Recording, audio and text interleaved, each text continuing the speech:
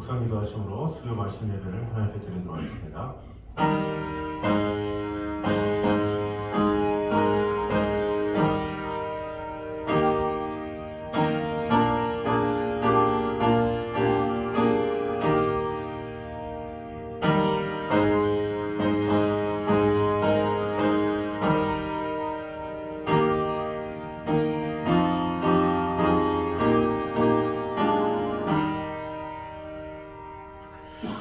이 모든 일에 전심전력하여 너의 성숙함을 모든 사람에게 나타나게 하라. 내가 내 자신과 가르침을 살펴 이 일을 계속하라. 이것을 행함으로 내 자신과 내게 듣는 자를 구원하리라. 아버지 하나님, 우리로 말미암아 죄는 하나님의 사랑 가운데 이끄신 주님, 오늘도 하나님의 말씀으로 말미암아 더욱더 영적으로 하나님만을 알며 하나님의 크신 뜻을 알며 아버지 하나님의 마음을 아는 귀한 시간 되어서 아버지 하나님으로부터 말미암는 그 풍성한 은혜와 사랑이 가득히 많은 시간 될 수 있도록 축복해 주시고 함께하여 주시옵소서. 예수님의 이름으로 기도드립니다. 아멘. 우리 찬송가 484장 찬양하겠습니다.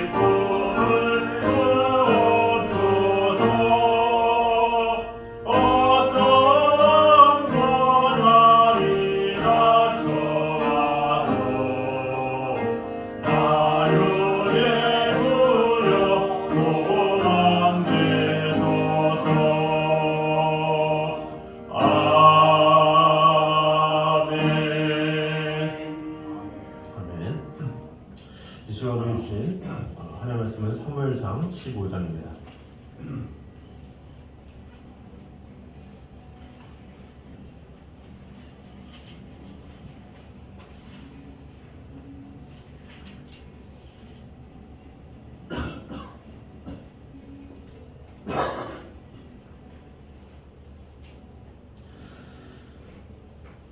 사무엘상 15장 24절에서 31절까지만 보도록 하겠습니다. 사무엘상 15장 24절에서 31절까지 말씀입니다.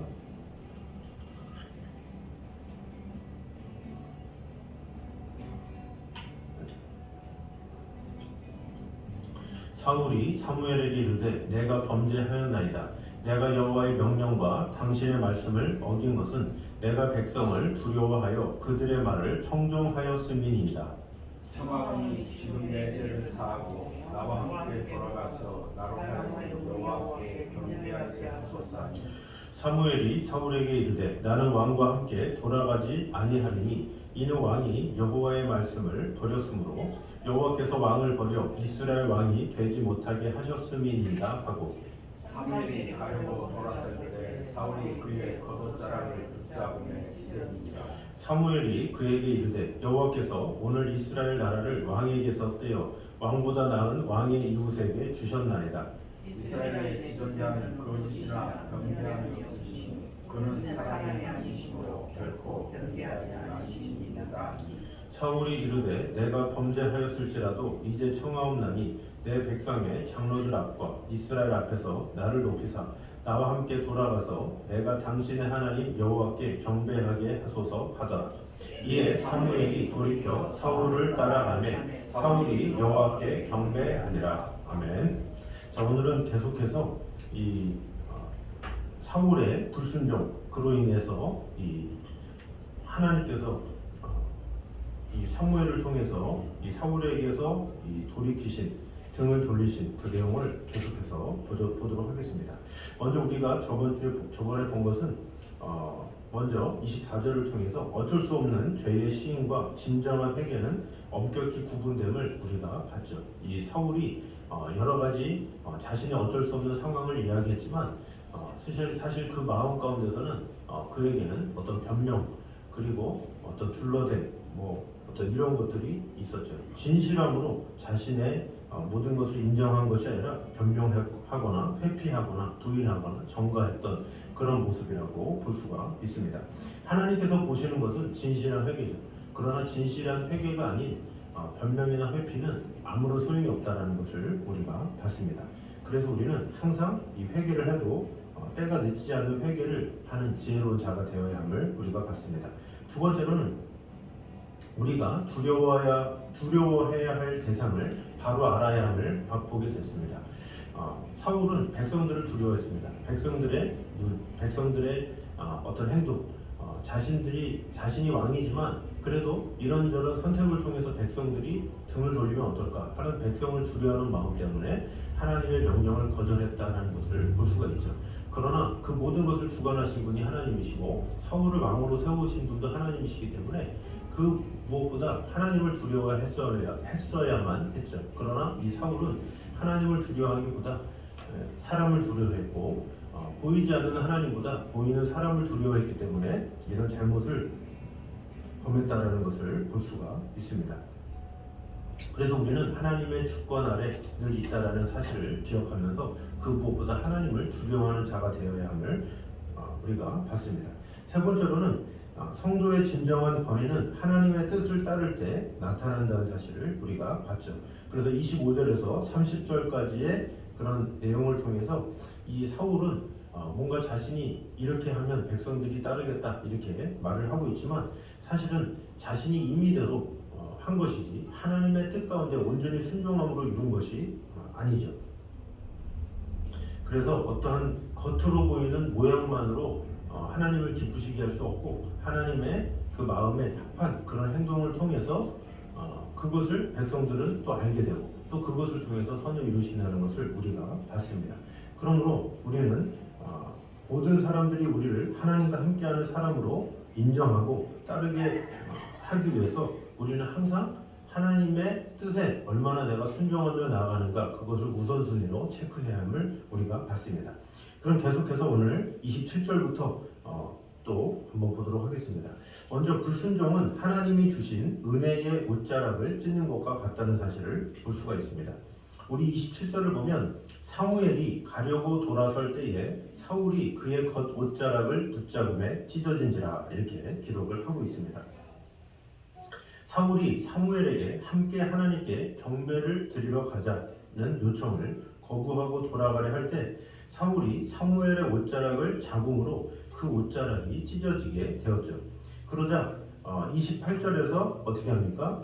사무엘이 그에게 이르되 여호와께서 오늘 이스라엘 나라를 왕에게서 떼어 왕보다 더 나은 왕의 이웃에게 주셨나이다 이렇게 말하면서 이 사무엘은 자신의 옷자락이 찢어진 것을 기회로 이처럼 이스라엘이 나뉘어 다른 사람에게 갈 것임을 예고하고 있습니다.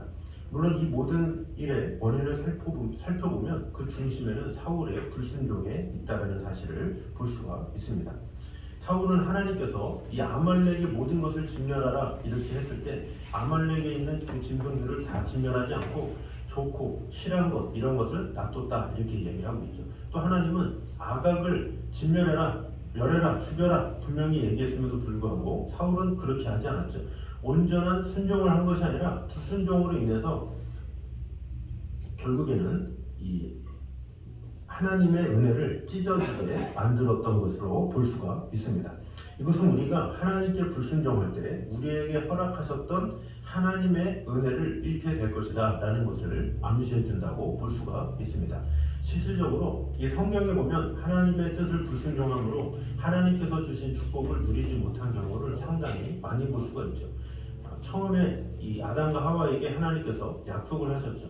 그 약속을 하실 때 어떻습니까? 에덴 동산에 부족함이 없었죠. 동서남북 물이 흐르게 하셨고 그 대자연을 모두 맛보게 하셨고 또 짐승들의 이름을 지으면서 마음껏 편하게 누리면서 살도록 하셨죠. 그러나 하나님께서 뭐라 그러니까? 생명나무와 선악과가 있는데 이 선악과는 먹지 말라 이렇게 분명히 말씀하셨죠. 그러나 이 아담과 하와의 불순종으로 인해서 그들에게 임한 하나님의 축복을 다 보상받지 못하게 됐죠. 결국엔 에덴 동산에서 쫓겨나게 되어서 하나님의 축복을 받지 못하는 그런 비극에 이를 수밖에 없었다는 것을 볼 수가 있습니다. 또 시간이 지나서 나답과 아비후는 어떻습니까? 아론의 자손으로서 예배를 잘 드려야 될 텐데 하나님께서 명하시지 않은 그런 불을 잘못 드림으로 말미암아 결국 그들은 이 제사를 드리다가 죽임을 당하게 되죠. 모세는 어땠습니까? 하나님의 부름을 받아서 출애굽에 이르게 되죠. 그러나 그 출애굽하는 과정에서 얼마나 하나님과 동행하면서 하나님의 뜻 가운데 하려고 애를 썼습니까? 그러나 그가 갑자기 이 백성들이 자꾸 불평불만을 하니까 내가 언제까지 너희를 위해서 물을 내랴 그러면서 무리바에서 바위돌을 치는 장면이 나오죠. 하나님께로부터 말미암은 것이 아니라 자신의 분을 못 이겨서 백성들에게 화를 낸 것을 볼 수가 있습니다. 결국 그 진노로 말미암아 결국 그 모세는 가나안 땅에 들어가지 못하는데 그것 또한 하나님의 말씀을 온전히 순종하지 못한 결과라고 볼 수가 있습니다. 이렇게 불순종은 우리가 하나님께 받은 은혜를 온전히 보존하지 못하게 해서 우리의 삶을 실패로 만든다는 것을 볼 수가 있습니다. 그리고 하나님께 버림받게 만듭니다. 따라서 불순종을 가슴에 늘 안고 사는 인생은 이미 실패의 가능성을 가지고 있는 그리고 하나님 은혜의 테두리 밖에 있는 인생임을 볼 수가 있습니다. 그래서 바울은 로마서 6장 16절에 이렇게 말합니다. 너희 자신을 종으로 드려 누구에게 순종하든지 그 순종함을 받는 자의 종이 되는 줄을 너희가 알지 못하느냐. 혹은 죄의 종으로 사망에 이르고 혹은 순종의 종으로 의에 이르느니라 이렇게 말을 하고 있습니다. 자, 여기서 혹은 죄의 종으로 사망에 이른다 이게 뭡니까? 죄라는 것이 불순종을 말하는 거죠. 불순종은 사망에 이를 수밖에 없다. 하나님의 말씀에 온전히 순종하는 자가 되어야 한다 이렇게 말하는 것이죠. 그러므로 우리는 우리의 삶에 불순종의 모습이 있는지 늘 돌아보면서 우리가 하나님께 받은 은혜를 잊어버리고 실패하기 전에 빨리 순종의 모습으로 바꾸는 것이 필요합니다. 그러므로 하나님께서 내게 주신 축복이 무엇인지를 다시금 되새기면서 하나님 앞에 더더욱 순종함으로 하나님을 기쁘시게 하기에 마음을 다하는 저와 여러분 되시기를 주님의 이름으로 축원합니다. 자, 두 번째로 우리가 본 사무엘상 15장 계속해서 보면 28절 하반절에 이렇게 말합니다. 사무엘상 15장 28절에 사무엘이 그에게 이르되 여호와께서 오늘 이스라엘 나라를 왕에게서 떼어 왕보다 나은 왕의 이웃에게 주셨나이다 이렇게 말합니다. 이것은 무엇입니까? 하나님은 자기 직무에 태만한 자를 위해서 보다 나은 자를 준비하고 계시는 것을 볼 수가 있죠. 사무엘이 왜 이런 표현을 썼겠습니까? 그것은 사무엘이 이스라엘 자손에게 처음 사울을 소개할 때 했던 표현과 깊은 관련이 있어 보입니다. 사무엘상 10장 24절에 이렇게 말합니다. 너희는 여호와의 택하신 자를 보느냐 모든 백성 중에 짝하리가 없느니라 이렇게 평가를 했습니다. 그 당시 때 이 사울이 모든 백성보다 키도 크고 훤칠하고 그 당시 때는 순종하는 모습이 있었기 때문에 이런 유능한 자가 있느냐, 이런 지혜로운 자가 있느냐, 이런 훌륭한 자가 있느냐, 정말로 위대한 자다 이렇게 소개한 것을 볼 수가 있습니다.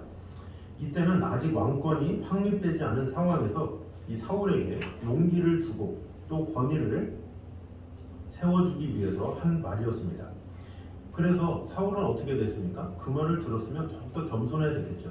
더욱더 순종해야 되겠죠. 더욱더 하나님의 뜻이 무엇인지를 잘 새겨서 나를 세우신 것이 하나님이시구나 그것을 알고 하나님께로부터 말미암는 명령이라면 최선을 다했어야 했다라는 것입니다. 자신을 그토록 격려해주고 왕권이 확립되도록 애써준 이 사무엘 앞에서만큼은 더욱더 겸손해야 했던 것이 사울의 태도였습니다.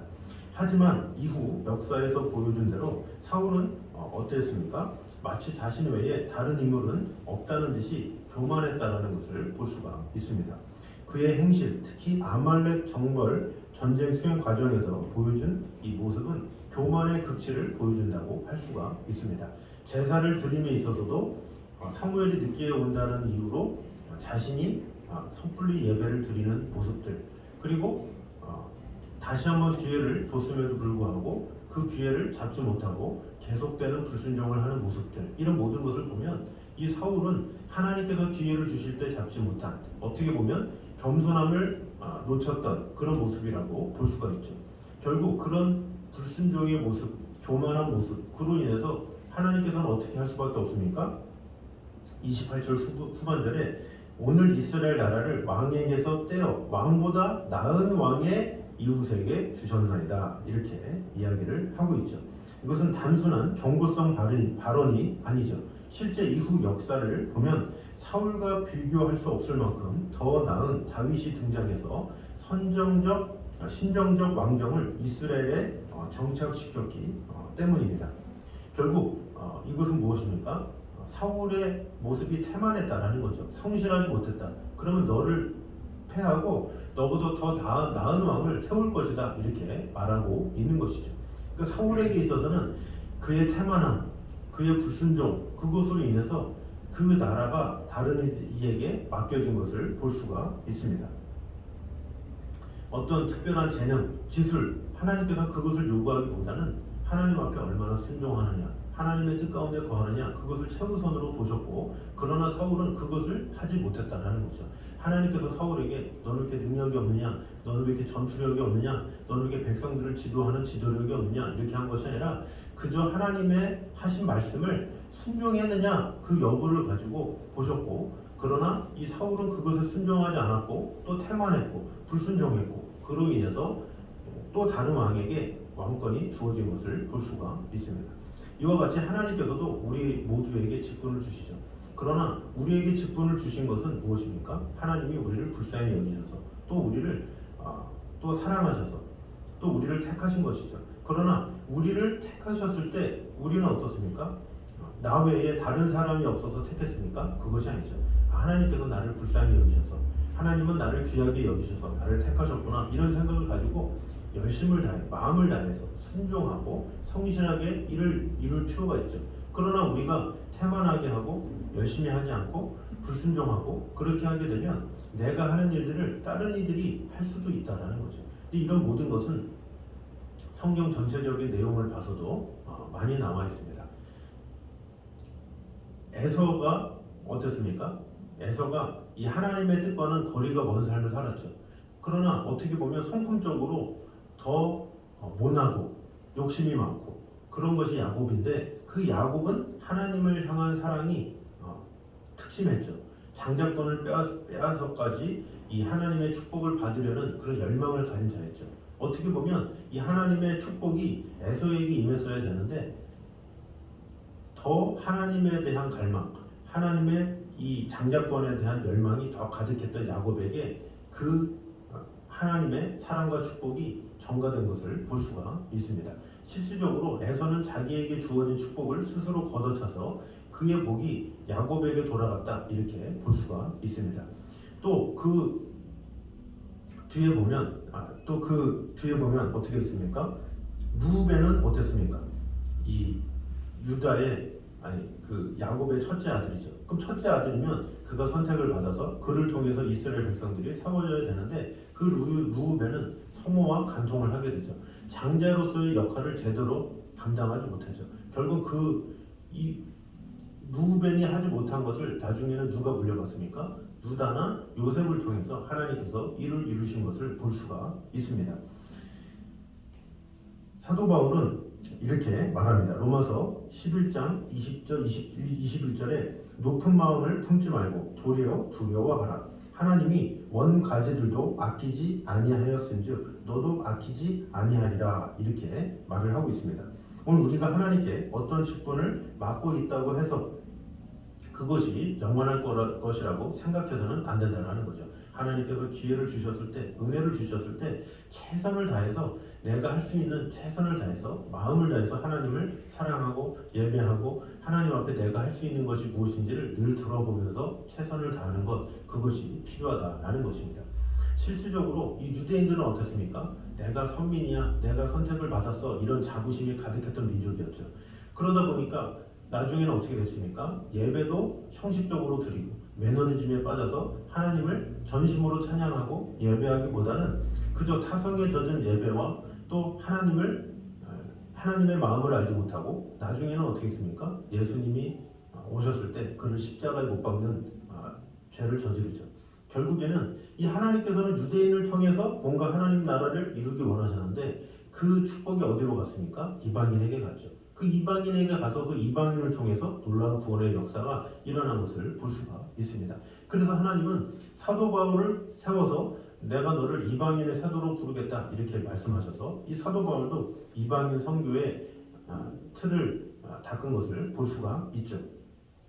그러므로 하나님은 우리가 맡은 직분을 소홀히 하면 그것을 우리에게서 빼앗아 우리보다 나은 다른 사람에게 주실 것임을 우리가 알아야 합니다. 그러므로 하나님의 직분을 우리가 해야 할 일은 부족한 우리에게 하나님의 귀한 직분을 맡기신 데 대해서 감사하면서 고린도전서 4장 2절 말씀처럼 맡은 자들에게 구할 것은 충성이니라, 이 말씀처럼 항상 하나님께서 내게 어떤 일을 주시든지 충성을 다하고 마음을 다하고 순종을 다함으로 말미암아 하나님께서 주신 사명 끝까지 잘 감당하는 저와 여러분 되시기를 주님의 이름으로 축원합니다.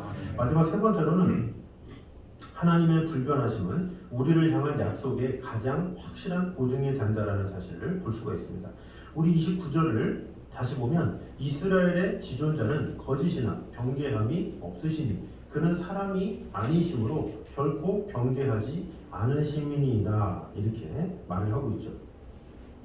이것은 하나님께서 우리 인간과는 본질적으로 다르신 분이라는 것을 고백한 것입니다. 그래서 사무엘은 하나님의 불변성을 인간과 다른 가장 큰 특징의 하나로 제시하고 있습니다. 불변성은 하나님께만 속한 고유의 속성으로 이는 유한한 인간과 만물은 변할지라도 하나님께서는 어떠한 영향에도 절대 변하지 않으시는 분이심을 다시 한번 강조하는 것이라고 볼 수가 있습니다. 그리고 이 불변성은 하나님의 존재에만 해당되는 것이 아니라 하나님의 생각, 의지, 작정, 행위 등 하나님에 관한 전반적인 모든 것을 포함한다는 것을 볼 수가 있습니다. 때문에 이러한 하나님의 불변하심은 우리를 향해 계획하신 작정이나 신실하심 역시 결코 변하지 않는 것이다 라는 것에 보증이 된다라고 할 수가 있습니다. 그래서 하나님의 불변하심은 우리가 가지고 있는 성경의 명백한 증언임을 볼 수가 있습니다. 시편 102편 27절을 보면 주는 여상하시고 주의 연대는 무궁하리이다, 이렇게 말씀하고 있고 야고보서 1장 17절에 보면 각양 좋은 은사와 온전한 선물이 다 위로부터 빛들의 아버지께로서 내려오나니 그는 변함도 없으시고 회전하는 그림자도 없으시니라, 이렇게 기록을 하고 있습니다. 이뿐이 아니죠. 성경은 이렇게 불변성의 성품을 가지신 하나님이시기 때문에 우리를 향한 그의 신실하심에 거짓이나 변함이 없으실 것이라는 사실에 대해서 직접적으로 언급하고 있습니다. 시편 119편 89절에서 91절 보면 여호와여 주의 말씀이 영원히 하늘에 굳게 섰사오며 주의 성실하심은 대대에 이르나이다. 주께서 땅을 세우셨으므로 땅이 항상 있사오니 천지가 주의 규례대로 오늘까지 있음은 만물이 주의 종이 된 영본이다, 이렇게 말씀하고 있고 디도서 1장 2절을 보면 영생의 소망을 인하리라. 이 영생은 거짓이 없으신 하나님이 영원한 때 전부터 약속하신 것인데, 이렇게 기록하며 시작하고 있습니다. 이렇게 하나님께서는 우리를 향해 변하지 않는 모습을 가지고 늘 다가오시기 때문에 우리는 하나님의 신실하신 약속을 믿을 수 있으며 하나님을 전적으로 신뢰할 수 있는 것입니다. 하나님께서는 우리에게 대해 결코 변함이 없다는 사실을 우리는 알아야 합니다. 사람은 감정에 따라, 상황에 따라, 기분에 따라 자꾸 변할 수밖에 없는 존재입니다. 그러나 하나님은 어제나 오늘이나 영원토록 동일하시며 우리를 끝까지 지켜주시는 그런 하나님이심을 우리가 알아야 합니다. 그래서 하나님은 변함없이 우리를 지켜주신다, 돌봐주신다 이렇게 계속해서 말씀하시죠. 두려워 말라, 내가 너와 함께 함이니라, 놀라지 말라, 나는 너의 하나님이 됨이니라. 이것이 무엇입니까? 항상 너희와 항상 함께 하겠다. 너는 두려울 수밖에 없지만 이렇게 저렇게 걱정하고 근심할 수밖에 없지만 나는 항상 영원토록 너를 끝까지 지키겠다 이렇게 말씀하시는 것이죠. 하나님의 그런 변함없는 성품 때문에 우리는 그 하나님을 동일하게 예배하며 항상 위로를 받을 수 있고 주님의 품 안에 항상 평강을 얻을 수가 있는 것입니다. 그러므로 우리는 하나님의 신실함에 대해서 의심하지 말고 하나님의 약속을 겸손히 기다려야 합니다. 그래서 늘 하나님의 불변의 약속을 의지하면서 변하지 않는 승리의 삶을 누리는, 그러므로 하나님께서 주시는 그 신실함으로 오늘도 주님께만 기대고 주님께만 모든 것을 의지함으로 하나님께서 주시는 참된 위로와 사랑을 얻는 저와 여러분 되시기를 주님의 이름으로 축원합니다. 기도하겠습니다. 찬양주님 감사합니다. 우리와 늘 언제나 함께 하시는 주님, 불순종은 하나님이 주신 은혜의 옷자락을 찢는 것과 같음을 오늘 보게 되었습니다. 하나님 앞에 우리가 불순종할 때 우리는 하나님께서 주신 축복을 얻을 수가 없습니다. 하나님께서 주실 은혜를 받아들일 수가 없습니다. 혹시 우리의 삶 가운데 혹시 불순종의 모습이 있다면 또 그것 때문에 우리가 하나님께 받은 은혜를 잊어버리고 실패하는 그런 상황 가운데 있다면 빨리 순종의 모습으로 바꿈으로 말미암아 늘 하나님께서 말씀하신다면 아멘하며 나아가는 그런 믿음의 사람이 되게 하여 주시옵소서. 또한 하나님은 자기 직무에 태만한 자를 위해서 보다 나은 자를 준비하고 계심을 보게 되었습니다. 하나님께서 우리에게 주신 직분, 하나님께서 우리에게 주신 상황들, 이런 모든 것을 항상 감사하게 여기며 내게 주어진 일에 최선을 다하며 마음을 다하며 전심을 다함으로 말미암아 하나님을 영화롭게 하고 하나님의 마음 가운데 거하는 자가 되어서 하나님께서 우리를 쓰시는 대로 마음껏 쓰임을 받는 그런 성도들이 되게 하여 주시옵소서. 또한 하나님의 불변하심은 우리를 향한 약속의 가장 확실한 보증이 됨을 오늘 보게 되었습니다. 하나님은 변함이 없으시고 신실하시고 거짓이나 변함이 없으신 그런 하나님이십니다. 그런 신실하심에 기대어서 우리가 늘 하나님 앞에 모든 것을 아뢰며 하나님의 약속을 겸손히 기다리며 나아가는 그런 자들이 되게 하여 주시옵소서. 우리는 미쁨이 없을지라도 주는 일량 미쁘시니 자기를 부인하실 수 없으시리라 말씀하셨습니다. 늘 신실하신 주님께 모든 것을 맡기면서 주님께서 어제나 오늘이나 지금까지 나를 붙드시고 지켜주시고 돌봐주심을 늘 믿고 나아가는 그런 자들이 되게 하여 주시옵소서. 예수님 이름으로 기도드립니다. 아멘. 우리 찬송가 433장 찬양하겠습니다.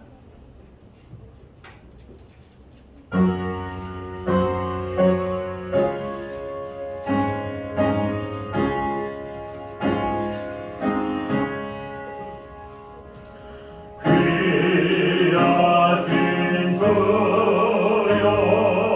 날 붙드사 주께로 날마다 더 가까이 저 하늘 나라 나 올라가